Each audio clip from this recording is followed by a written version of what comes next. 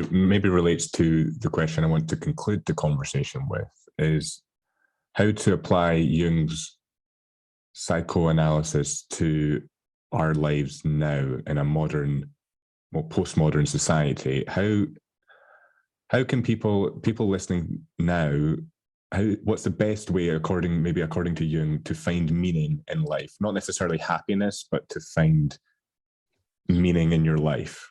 Yeah.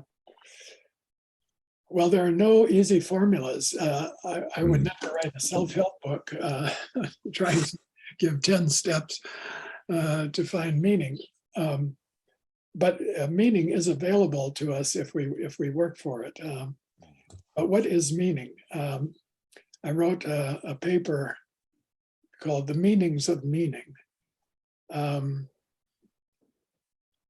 It's published, and my collected writings are coming out, and I think it's in volume 4 or 5. The Meanings of Meaning.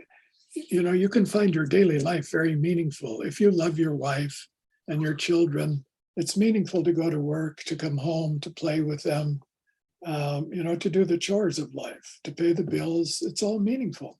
If you're not depressed, if you're happy, if you're satisfied, and if love is there. Love is a very important ingredient in life. And if love isn't there, then it's just routine. That's rather boring. You get tired of it. You don't want to do it anymore.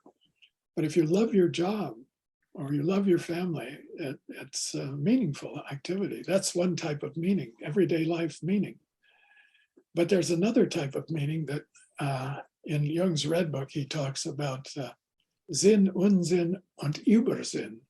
Sinn is meaning, Unsinn is nonsense or meaninglessness, and Übersinn is a higher sense of meaning, or super meaning, or transcendent meaning.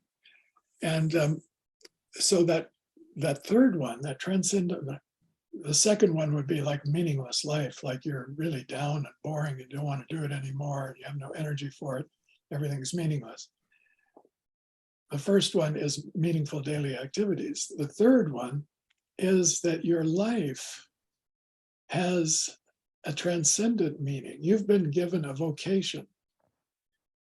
You aren't making it up, it's been given to you. And thinking of the Queen, she was given the crown at an early age. She didn't ask for it, she didn't expect it, she was given it. And she received it, and she accepted the role that went with it.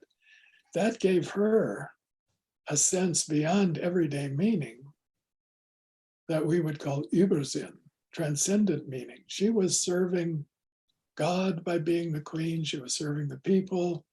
This sense of service of something much greater than yourself. That's what you have to find.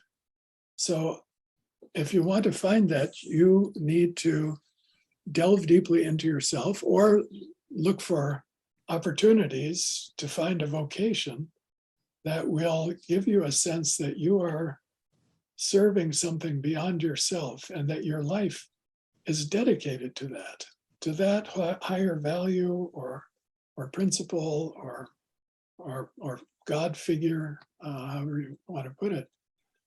And I think that's what Jung found in his inner explorations. He dedicated himself to what he called the process of individuation and helping others to achieve that.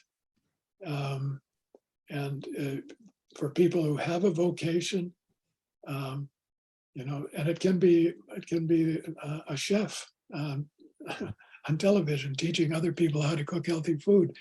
You got the vocation of being a teacher and a chef. It doesn't have to be some sort of religious calling, although it might be. You might be called to become a priest or a rabbi. There are people who gravitate toward that, and that gives their life transcendent meaning to serve a tradition and a spiritual reality. So that's the way I think about meaning. And if you can find love in your life, you'll find meaning on one level. If you can find a vocation, you'll find meaning on another level. Well, it's a good place to end. That was a great conversation. It was very interesting. One of the things I'm maybe getting from that conversation is Jung's psychology is so vast and complex that obviously we were never going to get through all of it. So what I want to end with actually is just maybe where can people find your work? Where can people stay up to date with what you're doing? Oh, I have a website, Murray W. Stein, or Murray Stein, I think, or Murray.Stein website. If you Google my name, you'll find it.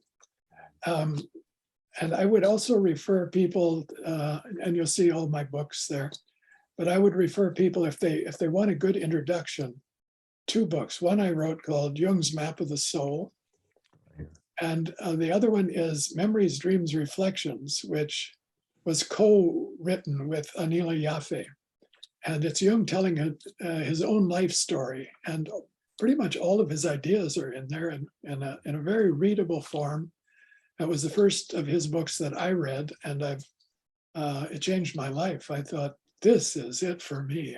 This is marvelous. This is what I've been looking for. I read it at about the age of 25, and I've never turned back since. So I recommend that book to a lot of people, and many other people say the same about it, that there's a kind of magical quality to what Anila Yaffe, his secretary, most put into that book and making that book. Most of his books are rather hard reading. You know, he's not an easy writer to consume his ideas, but once you get the general gist of it, and then you go into it, it becomes easier the longer you stay with it.